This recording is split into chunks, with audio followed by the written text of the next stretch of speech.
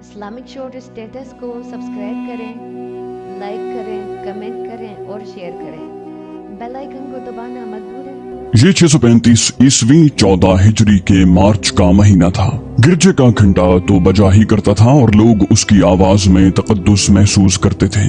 ان پر ایسا اثر طاری ہو جاتا تھا جو ان کی روحوں کو سرشار کر دیا کرتا۔ مگر مارچ 635 عیسوی کی ایک صبح اس گھنٹے کی مترنم آواز میں کچھ اور ہی تاثر تھا۔ اس تاثر میں مایوسی بھی تھی اور خوف بھی۔ اس گھنٹے کی آوازیں شہنشاہ ہرقل کے محل میں بھی سنائی دے رہی تھی۔ ہرقل سونے کی کوشش کر رہا تھا، یہ تو جاگنے کا وقت تھا، لیکن وہ ساری رات نہیں سویا تھا۔ محاذ کی خبریں اسے سونے نہیں دیتی تھیں۔ اس نے مسلمانوں کی پیش قدمی کو روکنے اور انہیں ہمیشہ کے لیے ختم کرنے کے جو منصوبے بنائے تھے وہ بیکار ثابت ہو رہے تھے۔ مسلمان بڑھے چلے آ رہے تھے۔ ہرقل راتوں کو جاگتا اور نئے سے نئے منصوبے بناتا، لیکن اس کا ہر ارادہ اور ہر منصوبہ مسلمانوں کے گھوڑوں کے سموں تلے روندا جاتا۔ ایک نہایت حسین اور جوان عورت اس کے کمرے میں آئی۔ وہ اس کی نئی بیوی زاران تھی۔ زاران نے کہا، شہنشاہ آج رات بھی نہیں سوئے؟ کیوں نہیں آپ ان سالار اور سپاہیوں کو سب کے سامنے تہہ تیغ کر دیتے جو شکست کھا کر واپس آتے ہیں؟ وہ اپنی جانیں بچا کر بھاگ آتے ہیں اور دوسرے سپاہیوں میں بددلی پھیلاتے ہیں۔ شہنشاہ ہرقل پلنگ پر لیٹا ہوا تھا۔ زاران اس کے پاس بیٹھ گئی۔ ہرقل اٹھ کھڑا ہوا اور کمرے میں ٹہلنے لگا۔ اس نے رک کر کہا، زاران، وہ مسلمانوں کے ہاتھوں قتل ہو رہے ہیں۔ تم کہتی ہو کہ بچ کر آنے والوں کو میں قتل کر دوں۔ میں ان کا خدا نہیں۔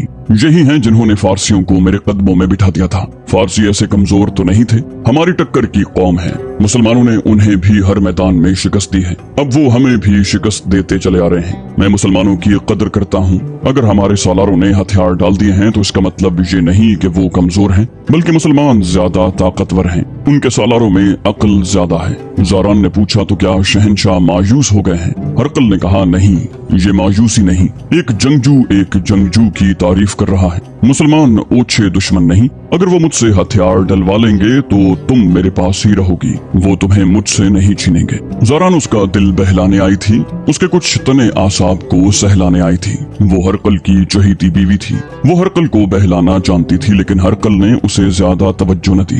گرجے کا گھنٹا بج رہا تھا۔ زاران نے کہا، لوگ گرجے کو جا رہے ہیں، سب آپ کی فتح کے لیے دعائیں کریں گے۔ ہرقل نے زاران کو کنکھیوں دیکھا جیسے اس عورت نے اس پر طنز کیا ہو۔ ہرقل نے زاران کی بات کو بھونڈا سا مذاق سمجھ کر نظر انداز کر دیا۔ اس نے کہا، صرف دعائیں شکست کو فتح میں نہیں بدل سکتی زاران، جاؤ مجھے کچھ سوچنے دو، ابھی مجھے تمہاری ضرورت نہیں۔ شہنشاہ ہرقل کو اطلاع مل چکی تھی کہ اس کے سالار سقلار نے مسلمانوں کا راستہ روکنے اور انہیں پھنسانے کے لیے جو دلدل پھیلائی تھی، اسی دلدل میں اس کے اپنے سپاہیوں کی لاشیں پڑی ہیں، اور فحل کے مقام پر سالار سقلار مسلمانوں کے ہاتھوں مارا گیا ہے اور بیسان پر بھی مسلمانوں کا قبضہ ہو گیا ہے۔ ہرقل کا یہ منصوبہ تباہ ہو چکا تھا کہ دمشق پر حملہ نہیں کرے گا، نہ اس کا محاصرہ کرے گا، بلکہ اپنی فوج کو دمشق سے دور رکھ کر دمشق کو جانے والے راستے بند کر دے گا، پھر مسلمانوں کو بکھیر کر لڑائے گا۔ مگر مسلمانوں نے اس کے منصوبے کی پہلی کڑی کو ہی فحل کے مقام پر توڑ دیا تھا۔ روم کا شہنشاہ ہرقل ہمت ہارنے والا آدمی نہیں تھا۔ اس کی زندگی جنگ و جدل میں گزری تھی۔ خدا نے اسے ایسی عقل دی تھی جس سے اس نے بڑے خطرناک حالات کا رخ اپنے حق میں موڑ لیا تھا۔ اسے روم کی شہنشاہی 610 عیسوی میں ملی تھی۔ اس وقت روم کی سلطنت میں شمالی افریقہ کا کچھ حصہ یونان اور کچھ حصہ ترکی کا شامل تھا۔ روم کی شہنشاہی تو اس سے کہیں زیادہ وسیع و عریض تھی، لیکن ہرقل کو جب اس کا تخت و تاج ملا اس وقت یہ شہنشاہی سکڑ چکی تھی اور زوال پذیر تھی۔ ہرقل نے اپنے دور حکومت کے 20 سال دشمنوں کے خلاف لڑتے اور محلاتی سازشوں کو دباتے گزار دیے۔ اس کی شہنشاہی کے دشمن معمولی قوتیں نہیں تھی۔ ایک طرف فارس کی شہنشاہی تھی، دوسری طرف بربر تھے جو بڑے ظالم اور جنگجو تھے۔ ان کے علاوہ ترک تھے جن کی جنگی طاقت اور مہارت مسلمہ تھی۔ ہرقل کی غیر معمولی انتظامی فہم و فراست اور عسکری قیادت کی مہارت تھی کہ اس نے تینوں دشمنوں کو شکست دے کر روم کی شہنشاہی کو شام اور فلسطین تک پھیلایا اور مستحکم کیا تھا۔ اتنے طاقتور دشمن کے خلاف متواتر مارکا آرا رہنے سے ہرقل کی فوج تجربہ کار اور منظم ہو گئی تھی، منظم بھی ایسی کہ پسپا ہوتے وقت بھی تنظیم کو برقرار رکھتی۔ ہرقل کی فوج میں صرف رومی ہی نہیں تھے، کئی اور اقوام کے لوگ بھی اس میں شامل تھے۔ شام اور فلسطین کے عیسائی بھی تھے۔ ان عیسائیوں پر اسے کلی طور پر بھروسہ भरोसा नहीं था। उनके मुताल्लिक हरकल की राय ये थी कि ये लोग माल गनीमत के लिए लड़ते हैं और जहाँ दुश्मन का दबाव ज्यादा हो जाता है ये भाग उठते हैं। मुसलमानों को वो अरब के बद्दू कहा करता था। उसने मुसलमानों को लुटेरे भी कहा था, लेकिन उसने जल्द ही तस्लीम कर लिया था कि अब उसका मुकाबला एक ऐसे दुश्मन से है जो उससे ज्यादा अस्करी फहम व फरासत का मालिक है और उसके सामने एक मकसद है। हरकल मुसलमानों के मकसद को कबूल नहीं कर सकता था। ये मजहब का मामला था, लेकिन वो जान गया था कि मुसलमान जमीन की खातिर और अपनी शहनशाही के कयाम और वुसअत की खातिर घरों से नहीं निकले, बल्कि वो एक अकीदे पर अपनी जानें कुर्बान कर रहे हैं। उसी रोज उसने अपने सालारों को जो अंताकिया में मौजूद थे बुलाकर कहा, मैं अपनी फौज में वो जज्बा पैदा नहीं कर सकता जो मुसलमानों में है। अपने सिपाहियों से कहो कि अपने अपने अकीदे की खातिर लड़ें। उन्हें बताओ कि जिन जगहों पर मुसलमानों का कब्जा हो गया है वहाँ के लोग अपना मजहब तर्क करके इस्लाम कबूल करते जा रहे हैं। उन्हें कहो कि कुछ और नहीं तो अपने जाती वक़ार की खातिर लड़ो, अपनी बहनों और बेटियों को मुसलमानों से बचाने के लिए लड़ो। उसने अपने सालारों को महाज की ताज़ा तरीन सूरत हाल से आगाह किया। उसने अपने सालारों से पूछा, तो क्या अब तुम महसूस नहीं करते कि हमें अपना मंसूबा बदलना पड़ेगा? एक सालार ने कहा, हमें मुसलमानों पर ज्यादा से ज्यादा ताकत से हमला करना चाहिए। हरकल ने कहा, वो तो मैं करना ही चाहता हूँ। मैं इतनी ज्यादा और हर लिहाज से इतनी ताकतवर फौज तैयार कर रहा हूँ जिसे देखकर पहाड़ भी कांपेंगे। हम जो इलाके खो चुके हैं उनका हमें गम नहीं होना चाहिए, ये सब वापस आ जाएंगे। मैं तुम में से किसी के चेहरे पर मायूसी नहीं देखना चाहता। मैंने 20 साल मुसलसल लड़कर सल्तनत रोम की अजमत को बहाल किया है, अब भी कर लूंगा, लेकिन तुम मुसलमानों से मरूब हो गए तो मेरी नाकामी यकीनी है। सालारों ने बारी बारी उसे जोशीले अल्फाज में यकीन दिलाया कि वो अपनी जानें कुर्बान कर देंगे। हरकल ने कहा, जोश बातों में नहीं मैदान जंग में दिखाया जाता है। ये मैं जानता हूँ कि तुम जानें कुर्बान कर दोगे, लेकिन तारीख ये देखेगी कि तुम्हारी जानें किस काम आई और तुम दुश्मन को मार कर मरे थे या लड़ाई में मारे जाने वाले सिपाहियों की तरह सिर्फ मारे गए थे। अब सुनो हमें क्या करना है। मैंने दमिश्क पर हमला नहीं करना था, लेकिन अब हमें दमिश्क को मुहासरे में लेकर इस शहर पर कब्जा करना है। वहाँ से जो इत्तलाएं आई हैं उनसे पता चलता है कि दमिश्क का दिफा कमजोर है। वहाँ मुसलमानों की नफरी बहुत थोड़ी है। ये हमारा फौजी मरकज था जिसे मुसलमानों ने अपना मरकज बना लिया है, ये हमें वापस लेना चाहिए। उसने एक सालार शंस से कहा कि वो हमसे अपने दस्ते लेकर दमिश्क पहुँचे। एक और सालार से कहा, और थियोडोरस तुम अपने साथ ज्यादा नफरी लेकर दमिश्क को रवाना हो जाओ। कूच बहुत तेज हो ताकि मुसलमानों का कोई इमदादी दस्ता तुमसे पहले दमिश्क न पहुंच जाए। शंस तुम्हारी मदद के लिए तुम्हारे करीब रहेगा। दमिश्क पर कब्जा करके हम उसे अड्डा बना लेंगे। अब दुनिया को भूल जाओ, अपनी बीवी और अपनी दाश्ताओं को भूल जाओ। जिसे एक बार शिकस्त हो जाए उसे खाने पीने का भी होश नहीं रहना चाहिए। हरकल ने तारीखी अहमियत के अल्फाज कहे। उसने कहा, जो कौम अपनी शिकस्त को भूल जाती है उसे जमाना भूल जाता है, और जो कौम अपनी दुश्मन से नजरें फेर लेती है वो एक रोज उसी दुश्मन की गुलाम हो जाती है। तुम्हारी अजमत सल्तनत की अजमत के साथ वाबस्ता है। सल्तनत की अजमत का दिफा नहीं करोगे तो बेवकार जिंदगी बसर करोगे और गुमनाम मरोगे।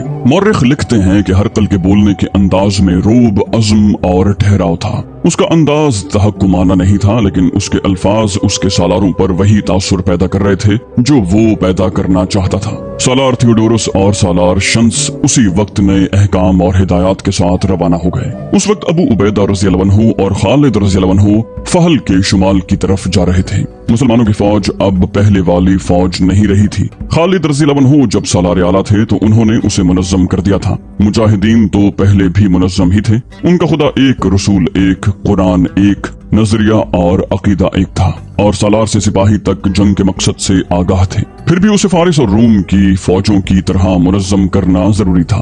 वो खालिद रज़ियल्लाहु अन्हु ने कर दिया था। जासूसी और देखभाल को भी बाकायदा और मौसर बना दिया था। उसके अलावा खालिद रज़ियल्लाहु अन्हु ने एक सवार दस्ता तैयार किया जो मुतहर्रिक रहता और इंतहाई रफ्तार से वहाँ पहुँच जाता जहाँ मदद की जरूरत होती थी, मगर उनकी तादाद थोड़ी थी। वो रोज बरोज थोड़ी होती जा रही थी और वो अपने वतन से दूर ही दूर हटते जा रहे थे। वो इस्लाम का तारीख साज दौर था। इस्लाम ने उन्हें ये फर्ज सौंपा था कि वो रिवायात तख्लीक करें और उस रास्ते का तयन करें जो आने वाले हर दौर में मुसलमानों की रिवायात और फतह इस्लाम का रास्ता बन जाए। शमा रिसालत मुसलमानों के लहू से ही फरोजा रह सकती थी और मुसलमानों को हर दौर और हर मैदान में कलील तादाद में रहना था। वो जो 635 ईस्वी के अवाइल में शाम और फिलिस्तीन में आगे ही आगे बढ़े जा रहे थे, उन्होंने अपना आप और अपना सब कुछ इस्लाम की कुर्बान गाह में रख दिया था।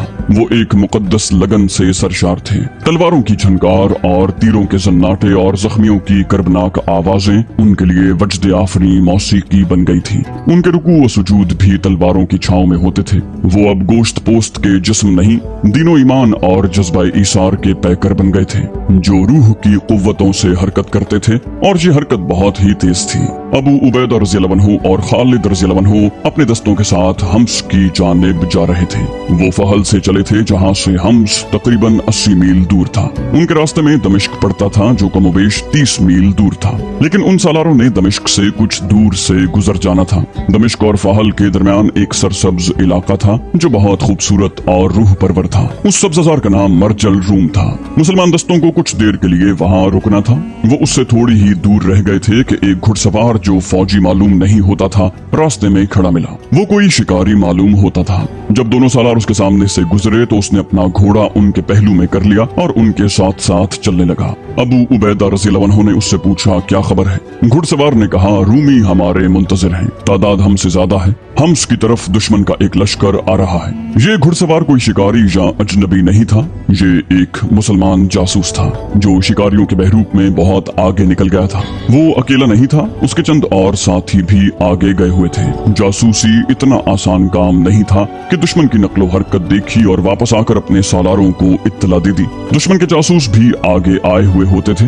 वो जासूसी के अलावा ये भी देखते थे कि दूसरी तरफ का कोई जासूस उनके इलाके में न आया हुआ हो। पता चल जाने की सूरत में वो जासूस पकड़ा या मारा जाता। उस जासूस ने सब्ज़ार में जिस रूमी फौज की मौजूदगी की इत्तला दी थी, मौर्रिखों के मुताबिक वो रूमी सालार थियोडोरस के दस्ते थे और वो रूमी फौज आ रही थी और उसका सालार शंस था। अबू उबैदा रज़ियल्लाहु अन्हु ने खालिद रज़ियल्लाहु अन्हु से पूछा, अबू सुलेमान, क्या तू ये नहीं सोच रहा कि हम उन रूमियों को नजरअंदाज करके आगे निकल जाएं? हमारी मंजिल हम्स है। खालिद रज़ियल्लाहु अन्हु ने जवाब दिया, नहीं, इन दो फौजों के इधर आने का मकसद और क्या हो सकता है कि ये दमिश्क के रास्तों की नाकाबंदी कर रहे हैं। मुझे दमिश्क खतरे में नजर आ रहा है। अबू उबैदा रज़ियल्लाहु अन्हु ने पूछा, अगर रूमी दो हिस्सों में आ रहे हैं तो क्यों ना हम भी दो हिस्सों में हो जाएं? खालिद रज़ियल्लाहु अन्हु ने कहा, दो हिस्सों में होना ही पड़ेगा। अल्लाह हमारे साथ है, हमारी रहनुमाई अल्लाह करेगा। अबू उबैदा रज़ियल्लाहु अन्हु ने कहा, अल्लाह तुझे सलामत रखे। क्या ये मुनासिब नहीं होगा कि मुजाहिदीन को बता दें? खालिद रज़ियल्लाहु अन्हु रिकाबों में खड़े हो गए और अपनी फौज को रुकने का इशारा किया। अबू उबैदा रज़ियल्लाहु अन्हु ने बड़ी ही बुलंद आवाज में अपनी फौज से कहा, मुजाहिदीन इस्लाम, दुश्मन ने हमारा रास्ता रोक लिया है। क्या तुमने कुफर के पहाड़ों के सीने चाक नहीं किए? क्या शिर्क और इर्तिदाद की चट्टानों को तुमने पहले रौंदा नहीं? ये रूमी लश्कर जो हमारे रास्ते में खड़ा है, तादाद में ज्यादा है, लेकिन उसमें ईमान की ताकत नहीं जो तुम में है। अल्लाह तुम्हारे साथ है, बातिल के उन पुजारियों के साथ नहीं। अल्लाह की खुशनुदी को अपने दिल में रखो और अपने आप को एक और मार्के के लिए तैयार करो। मुजाहिदीन के नारे गरजने लगे, हम तैयार हैं, हम तैयार हैं। लब्बैक अबू उबैदा, लब्बैक अबू सुलेमान। ऐसा जोश खरोश जिसमें घोड़े भी खुर मारने लगे हों और ऐसे गरजदार नारे जैसे मुजाहिदीन का ये लश्कर तरोताजा हो और पहली बार कूच कर रहा हो। ये ईमान की ताजगी और रूहों का जोश था। बाज मौरिखों ने मरजल रोम की लड़ाई को ज्यादा अहमियत नहीं दी। उसकी जंगी तफसीलात दो यूरोपीय मौरिखों ने लिखी हैं, जिनमें हेनरी स्मिथ काबिल जिक्र है। उसने इसे जंगी मुबस्सिर की निगाहों से देखा और लिखा है। इन तहरीरों के मुताबिक अबू उबैदा रज़ियल्लाहु अन्हु और खालिद रज़ियल्लाहु अन्हु ने अपने दस्तों को अलग करके इस तरह तकसीम कर लिया कि दोनों सालार एक दूसरे की मदद को भी पहुंच सके। दोनों हिस्सों का हिरावल मुश्तरक था और हिरावल से आगे देखभाल का भी इंतजाम था। दोनों सालार उस जमीन पर अजनबी थे। दाएं और बाएं से भी हमला हो सकता था। दो मुसलमान जासूसों को जो बहुत आगे चले गए थे, एक शुतर सवार मिला और रुक गया। उसने मुसलमान जासूसों से कहा, मेरे दोस्तों, तुम उधर से आ रहे हो और मैं उधर जा रहा हूँ। सुना है उधर से मुसलमान लश्कर आ रहा है। अगर तुमने उस लश्कर को देखा हो तो बता दो, मैं रास्ता बदल दूंगा। कहीं ऐसा न हो कि वो मेरा ऊंट मुझसे छीन ले। मुसलमान जासूस ने पूछा, और तू ये बता कि आगे कहीं रूमी लश्कर मौजूद है? हमें भी वही डर है जो तुझे है। रूमी हमसे घोड़े छीन लेंगे। शुतर सवार ने जवाब दिया, रूमी लश्कर का तो कहीं नामो निशान नहीं। किसने बताया है तुम्हें? एक मुसलमान जासूस ने जवाब दिया, मरजुल रोम से आने वालों ने। शुतर सवार ने कहा, गलत बताया है। मैं उधर से ही आ रहा हूँ। दोनों मुसलमान जासूस किसी बहरूप में घोड़ों पर सवार थे। एक ने शुतर सवार की टांग पकड़कर इतनी जोर से खींची कि वो ऊंट की पीठ से जमीन पर जा पड़ा। दोनों मुसलमान बड़ी तेजी से घोड़ों से कूदे और शुतर सवार को संभलने का मौका न दिया। तलवारें निकाल कर नोकें उसकी शहरग पर रख दी। एक जासूस ने कहा, तुम ईसाई अरब हो और रूमियों के जासूस हो, इनकार करो, हम तुम्हारे दोनों बाजू कंधों से काट देंगे। मर्जुल रोम की पूरी खबर सुनाओ।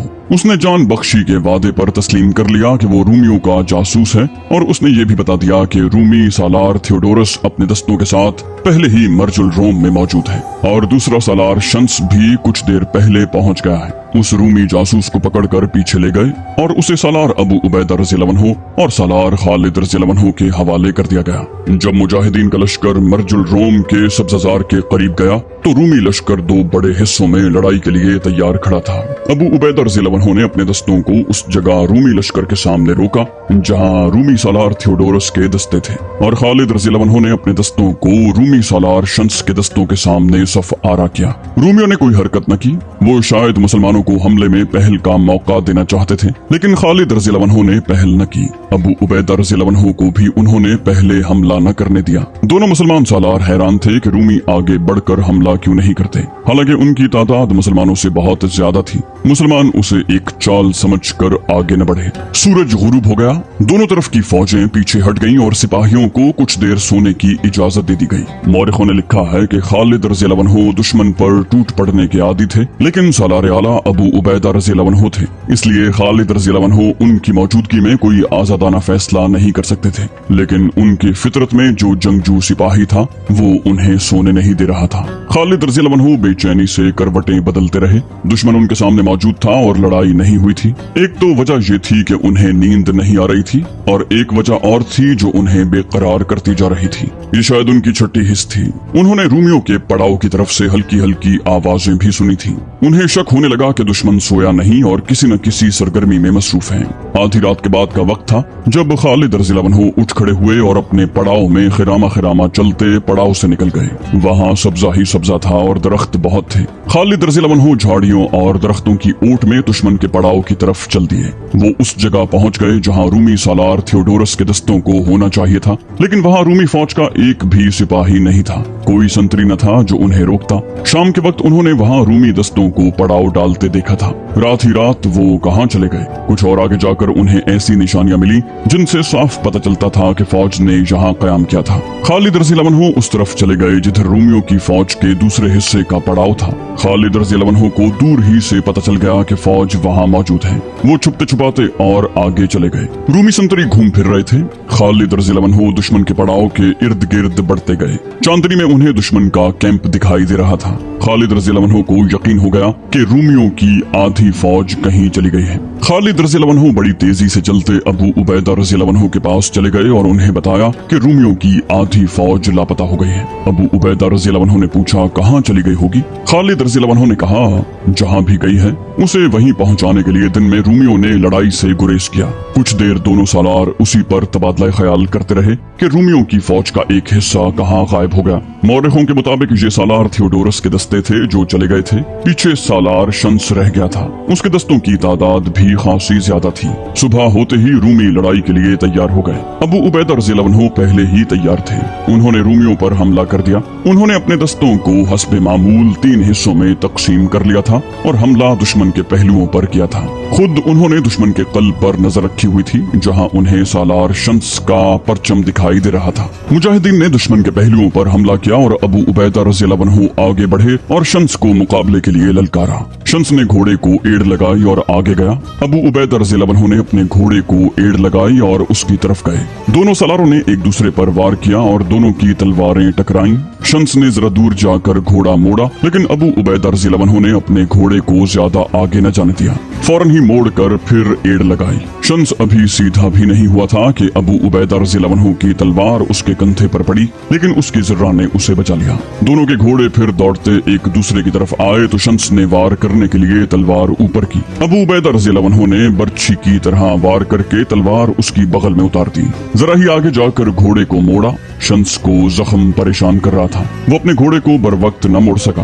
अबू उबैदा रज़ियल्लाहु अन्हु ने उसकी एक टांग पर भरपूर वार किया और टांग काट दी। शम्स गिर रहा था जब अबू उबैदा रज़ियल्लाहु अन्हु फिर वापस आए और शम्स की गर्दन को ढलका हुआ देखकर गर्दन पर वार किया। शम्स का पूरा सर तो न कटा लेकिन अलग होकर लटकने लगा। फिर उसकी लाश घोड़े से इस तरह गिरी कि एक पांव रिकाब में फंस गया। अबू उबैदा रज़ियल्लाहु अन्हु ने शम्स के घोड़े को तलवार की नोक चुभोई। घोड़ा बिदक कर दौड़ पड़ा और अपने सवार की लाश घसीटता फिरा। उसके साथ ही अबू उबैदा रज़ियल्लाहु अन्हु ने अपने कल्ब के दस्तों को दुश्मन के कल्ब पर हमले का हुक्म दे दिया जहां खलबली बपा हो चुकी थी क्योंकि उनका सालार मारा गया था। रूमी पीछे हटने लगे लेकिन मुजाहिदीन ने उनके अकब में जाकर उनके लिए भाग निकलना मुश्किल कर दिया। फिर भी बहुत से रूमी निकल गए और हम्स का रुख कर लिया। ये मार्का मार्च 635 ईस्वी मुहर्रमुल हराम 14 हिजरी में लड़ा गया था।